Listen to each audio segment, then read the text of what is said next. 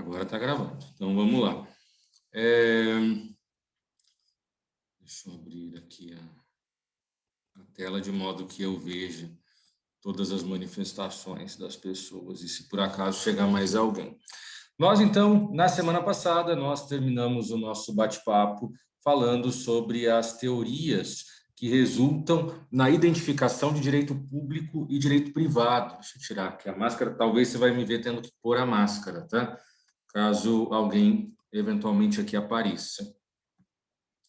Então, vamos lá. Quando a gente estudou, estávamos falando sobre essas múltiplas relações jurídicas. Quando nós pensamos nas relações de direito, existe uma divisão básica entre as relações de direito. E essa divisão, ela nos diz que existem áreas chamadas de direito público e existem áreas chamadas de direito privado.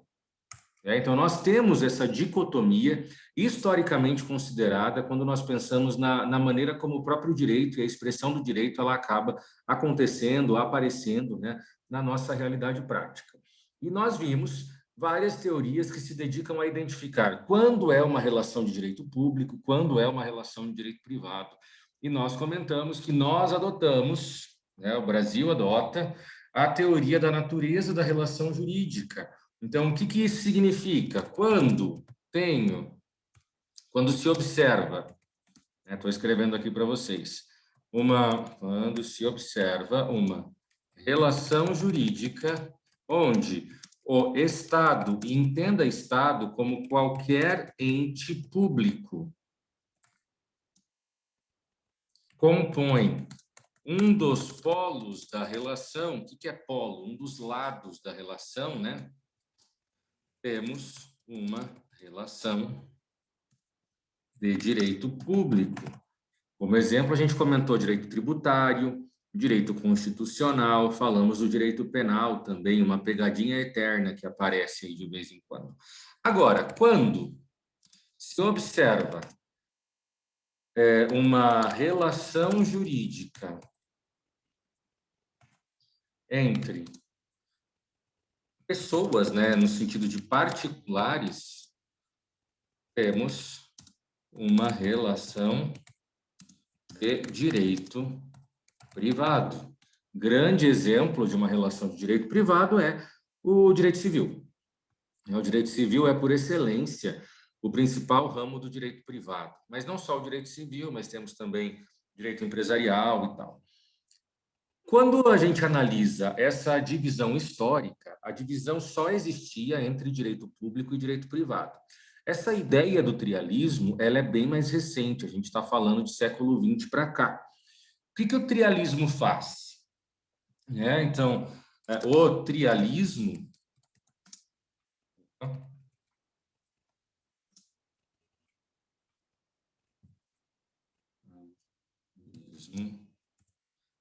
reconhece a existência. Gente, está bugado esse teclado.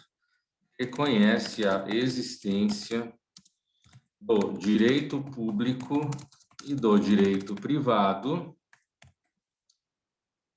mas acrescenta uma terceira categoria.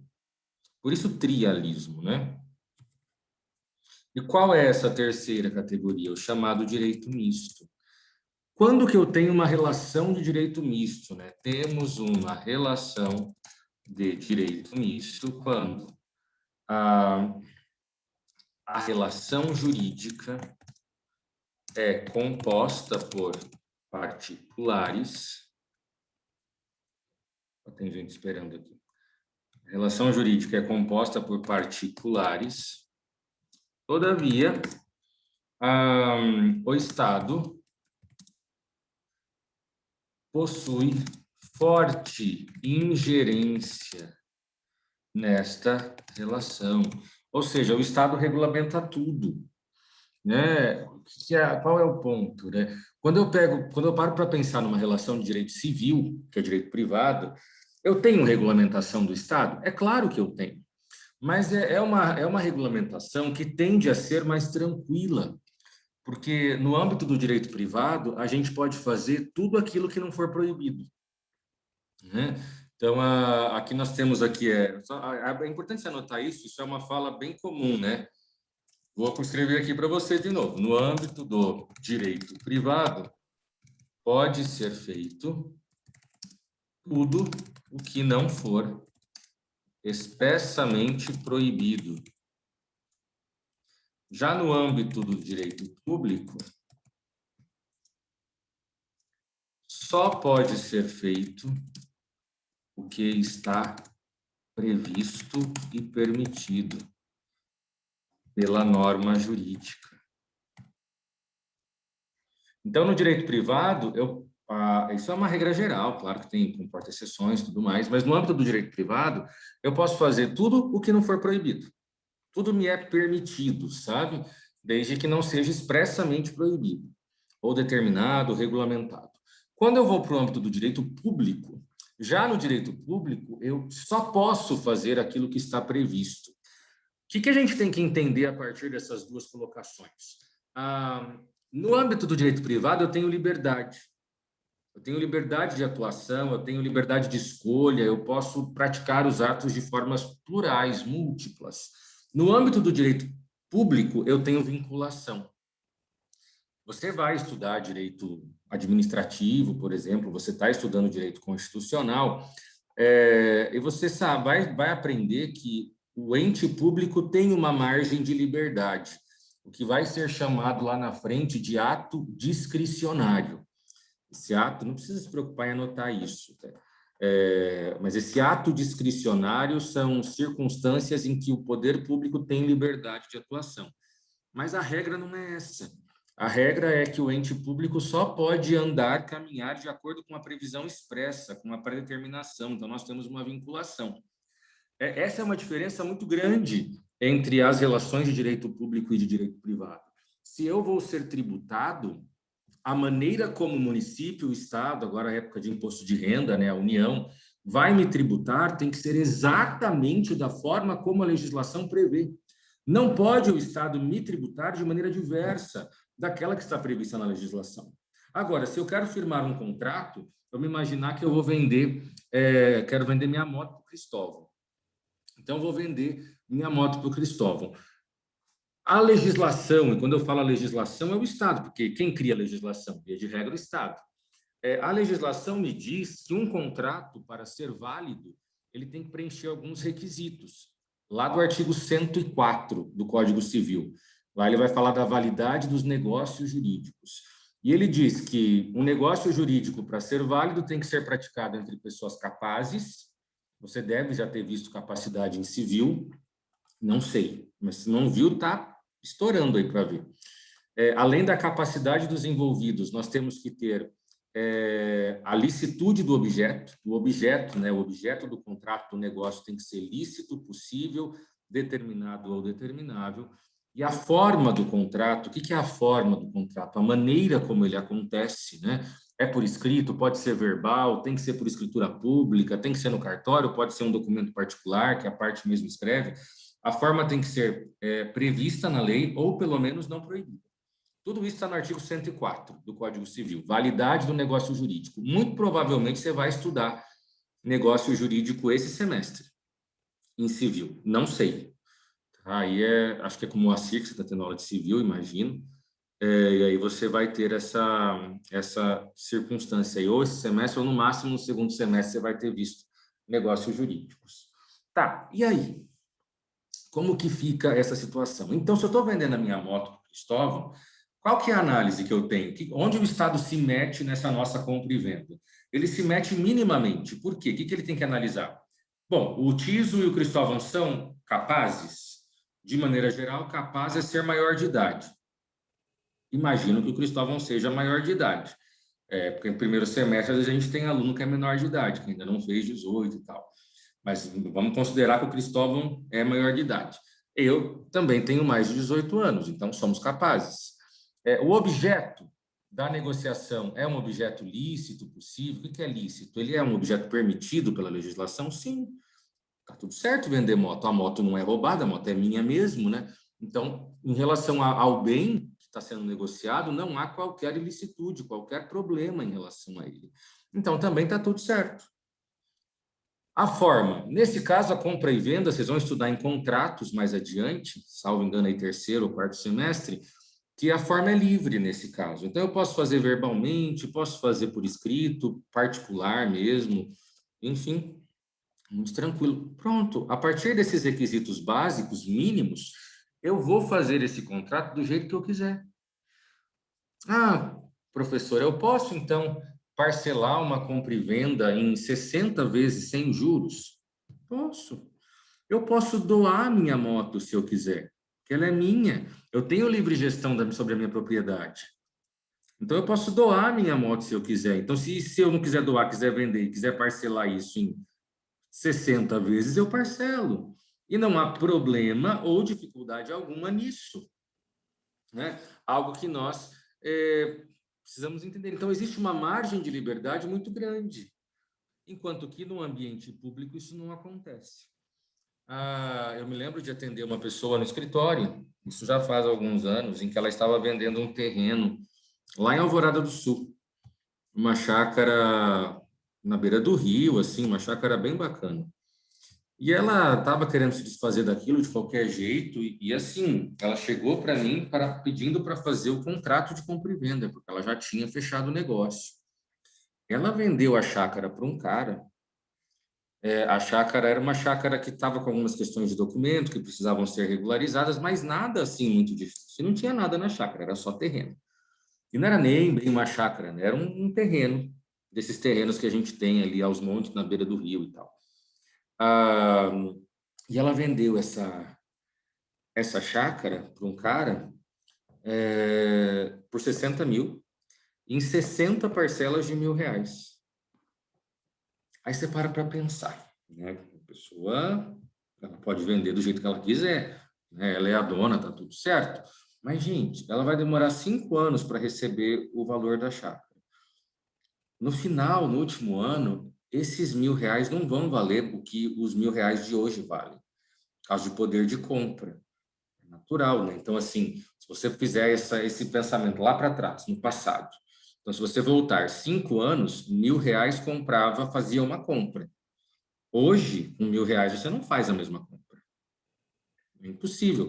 Vim para Paranavaí semana passada, paguei 5,35 no litro da gasolina.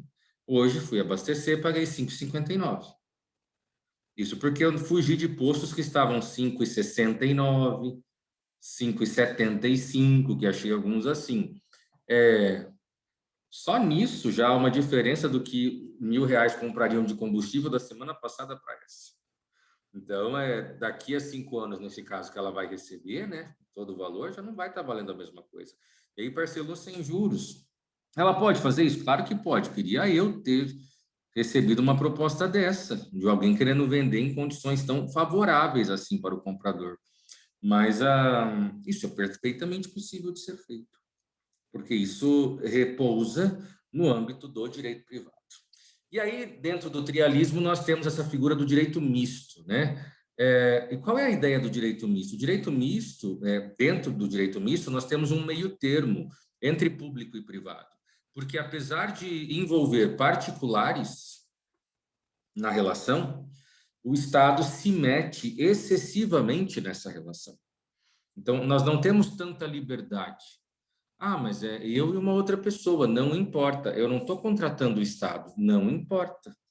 É você e uma outra pessoa, você não está contratando o Estado.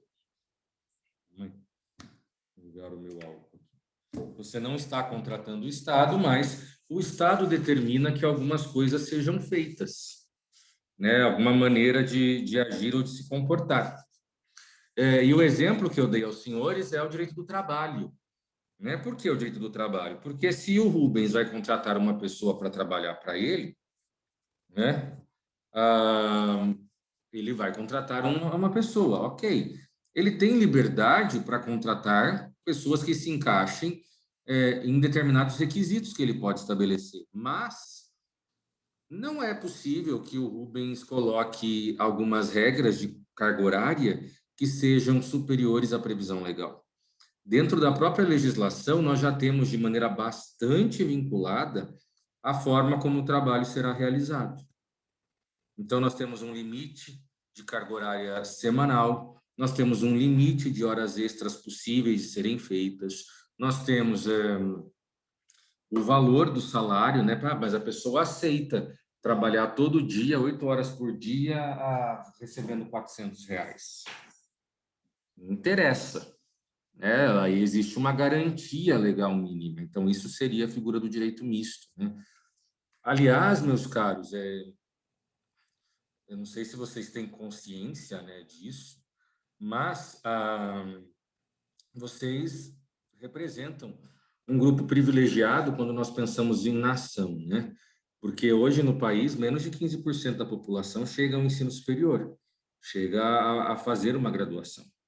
E você está entre essas pessoas que se encontram em uma graduação. E eu não sei a sua realidade, se você tem uma realidade financeira mais confortável, em que você trabalha e se banca, ou seus pais pagam a faculdade para você, se você é bolsista, enfim, ou se você realmente tem que ralar muito durante o dia para conseguir se bancar, e aí isso gera ali algumas restrições em casa, enfim, cada um tem a sua história, né?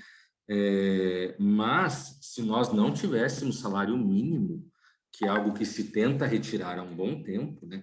Existem pessoas aí brigando para acabar com o salário mínimo. Nós, muito provavelmente, hoje estaríamos em uma situação de pessoas trabalhando a troco de comida, infelizmente. Então, não dá para a gente achar, e isso é importante que nós tenhamos sempre um olhar crítico sobre as coisas, né? Não dá para a gente achar que sempre seremos bem remunerados e reconhecidos por parte do empregador. Isso não significa que tem que gerar um motim contra o empregador, não é isso. Mas a gente não pode ter uma visão tão romântica e fofinha das coisas. Nazismo de segunda fase, a lá Álvares Azevedo, Augusto dos Anjos, para quem estava no ensino médio, talvez se lembre do que eu estou falando. Aí eu posso até pensar em um romantismo dentro da perspectiva trabalhista, né? Mas quando a gente percebe ali garantias que são consagradas a nós por um salário mínimo, sabe? Isso é muito importante, porque do contrário as coisas seriam muito piores, né?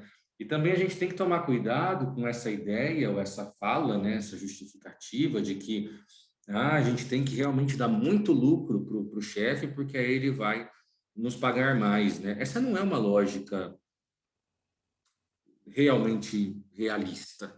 Não que não existam bons patrões que paguem melhor, não é isso, mas, gente, se o ponto fosse lucrar muito, pagar muito, o povo ia se estapear para trabalhar no pedágio.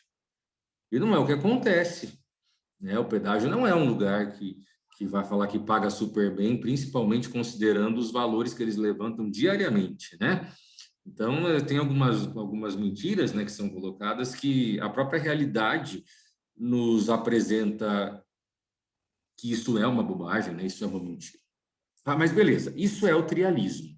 Então, essa área intermediária em que eu tenho uma relação entre pessoas, entre particulares, mas essa relação ela é bombardeada pelo Estado, delimitando tudo, regulamentando tudo e colocando ali inúmeras barreiras, tá? Próximo ponto, teoria monista de Kelsen. A gente vai ver um cara, vamos conversar sobre um cara tido como o principal jurista do século XX, provavelmente, certamente, o maior nome do positivismo jurídico, que é um alemão chamado Hans Kelsen. Muito famoso por conta de um livro que ele escreveu chamado Teoria Pura do Direito. A gente depois vai conversar um pouquinho sobre essa obra, né? Então, tem um cara bem bonzão, que é o Kelsen, e ele não é o único livro dele, tá? Mas um dos livros que ele escreve se chama Teoria Pura do Direito. É o livro mais conhecido. Sugestão, caso você tenha curiosidade, ainda não nos conhecemos, né? Porque a gente tem algumas turmas que são muito interessadas, querem aumentar o conhecimento, ler de tudo e tal. Se você for ler, procurar o livro do Kelsen para comprar, a minha sugestão é que você compre a versão em espanhol, não a versão em português, tá?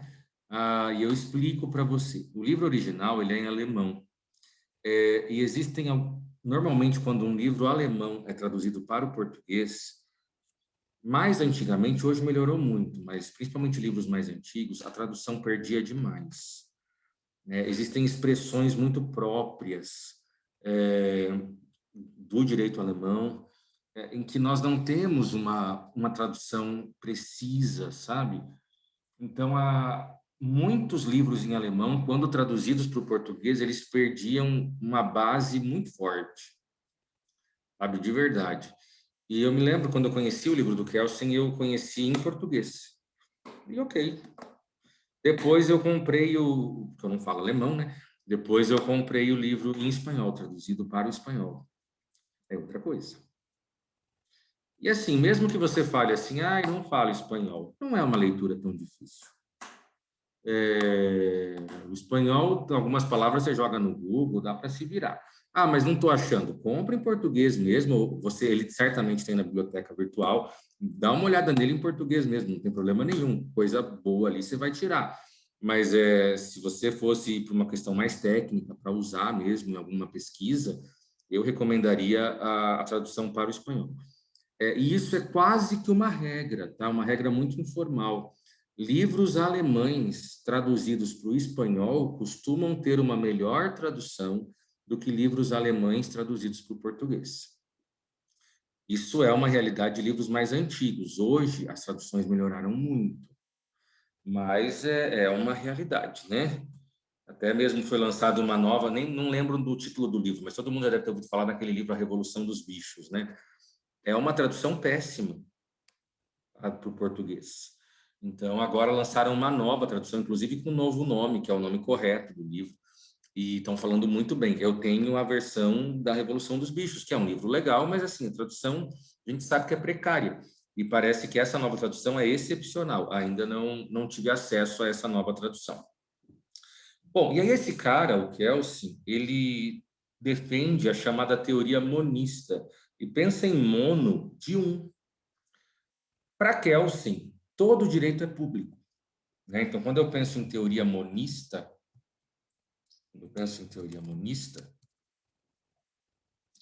parte-se do pressuposto de que todo direito é público. Essa é a ideia da teoria monista de Kelsen, né? Uma ideia bastante ainda embrionária, né? Bastante inicial. E por quê? Porque, independentemente de ser uma relação entre pessoas ou de ter o Estado participando, quem produz o direito, no sentido da lei, é o Estado. É o Estado que legisla.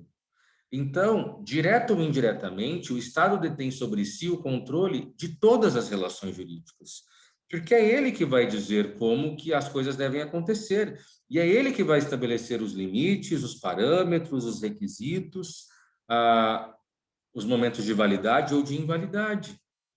Então, quando o Estado faz isso, e isso é fato, isso é concreto, então tudo é público, porque tudo está na gestão do Estado, tudo está influenciado, decidido a partir da intenção estatal, né? Então,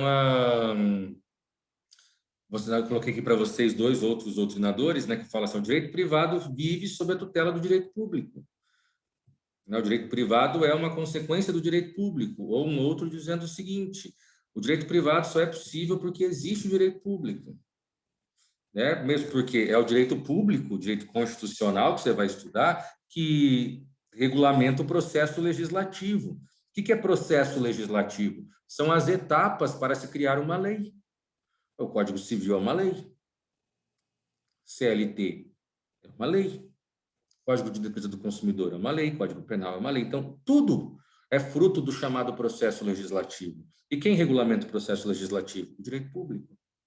Então, nessa perspectiva, você tem um cara que tem uma sacada muito inteligente, porque tem muito sentido o que ele está falando, que todo direito é público na sua essência e na sua fonte de validade, porque ele é resultado da publicização do direito, né? No sentido de que ele é resultado do ente público.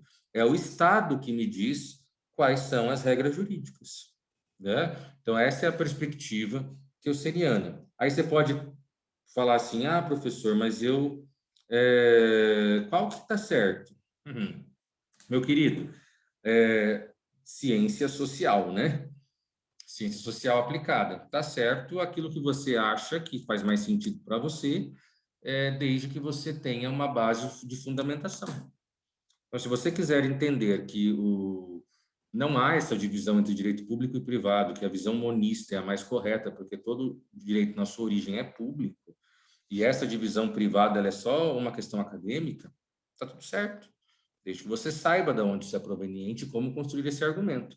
Se você quer defender um trialismo, está tudo certo.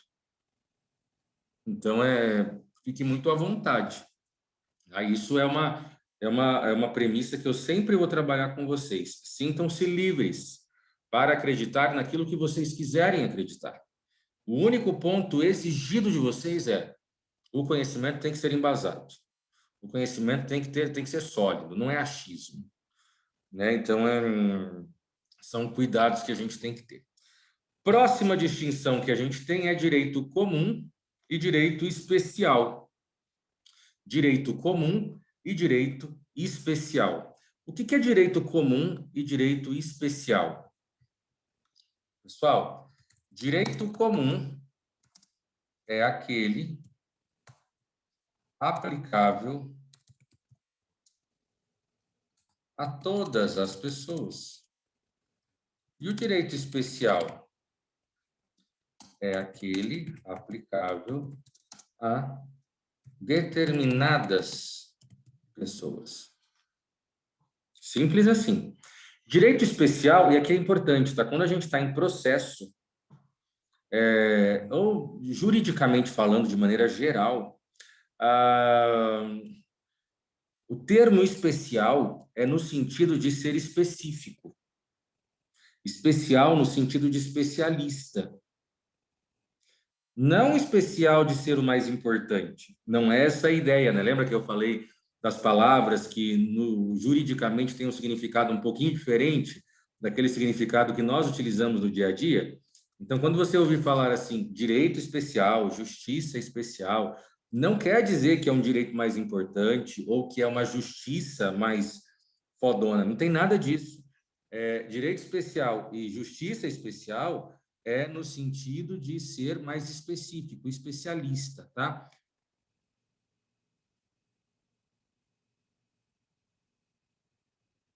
Não entendi, Michele, a sua fala. Como não podemos achar? Se algo é da nossa opinião, é porque achamos aquilo correto. Não entendi a sua pergunta. Talvez, não sei se seria nesse sentido. Quando eu falo que nós devemos abrir mão, a gente pode acreditar em qualquer coisa, nos manifestarmos de diversas maneiras, mas nós não podemos ter achismos. Não é no sentido da convicção que nós temos.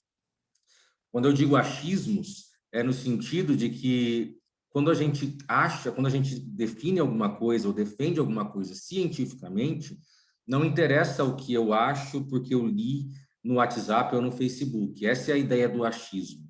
Todo conhecimento que é cientificamente produzido, ele precisa ser embasado cientificamente. É nesse sentido que eu quis dizer. Então, vocês podem achar qualquer coisa, e foi isso que eu disse, em nenhum momento eu disse que vocês não podem achar, vocês podem acreditar e serem convictos de qualquer coisa, desde que haja uma base sólida por detrás dessa reflexão, dessa convicção. Porque senão, essa nossa convicção sem base sólida é a crença de muitas pessoas de que tomar suco de manga com leite faz mal. Então, modéstia à parte, é o suco que eu mais gosto. O suco que eu mais gosto na vida é suco de manga com leite. Minha avó tem horror toda vez que eu tomo. Ela fica desesperada. Inclusive, uma vez eu fiz ela tomar. Claro que não obriguei, obviamente, jamais vou fazer isso com uma veinha, né? Mas assim, falei, vó, experimenta, é gostoso. E ela tomou um gole, achou uma delícia. Eu falei, toma mais, vó. Não, porque naquela crença de que manga com leite faz mal. Mas por quê? Qual que é a base sólida dessa conclusão? Não existe. Isso é uma herança, né, de um período escravocrata, em que se justificava isso para fazer os escravos não pegarem a manga dos pés e tudo mais, sendo-lhes fornecido somente leite. Então, com esse discurso, falava, não dá para misturar as duas coisas, e nós simplesmente reproduzimos isso como uma verdade. Então, é nesse sentido, tá, Michele? Como eu já comentei até na primeira aula, vocês podem defender qualquer coisa. Só é importante que vocês entendam que, no âmbito da universidade, essa nossa defesa precisa ter bases sólidas, precisa ter uma base científica, beleza? Então, é nesse sentido. Então, falando nesse negócio sobre o direito comum e o direito especial, o direito comum é aquele aplicável a todas as pessoas e o direito especial é aquele aplicável a algumas pessoas, a alguns grupos de pessoas. E o próprio material traz para você essa esses exemplos, né? Por exemplo, direito aeronáutico, direito militar, direito desportivo. Então, assim, eu não sou um atleta, então, para mim, é irrelevante a maneira como o direito desportivo acontece. Ele não é aplicável a mim, mas ele é aplicável a algumas pessoas. Vocês já devem ter ouvido falar, quem gosta aí de esportes, sobre tribunal desportivo e tudo mais, que fica discutindo suspensão de atleta, enfim, coisas do tipo. Direito militar, ele só se aplica para militares. Então, se você não é militar, ele não se aplica a você. Ah, professor, mas eu servia ao exército. Então, enquanto você estava em serviço, você tinha sobre você a aplicação do Código Penal Militar, do Código de Processo Penal Militar. Você não estando mais vinculado ao exército hoje, sobre você não se aplica mais o Código Militar. Então, isso é direito especial. Essas áreas que são aplicáveis somente a determinadas categorias ou grupos de pessoas, e não a todo mundo, como acontece com direito civil, direito penal. Enfim, a maioria do direito é direito comum. A maioria das áreas jurídicas, elas se aplicam a todas as pessoas. Certo que estamos aí próximos a 1 minuto, já vou encerrar nossa reunião para a gente abrir de novo, tá? Qualquer coisa, prepara aí para mandar a pergunta. Já voltamos.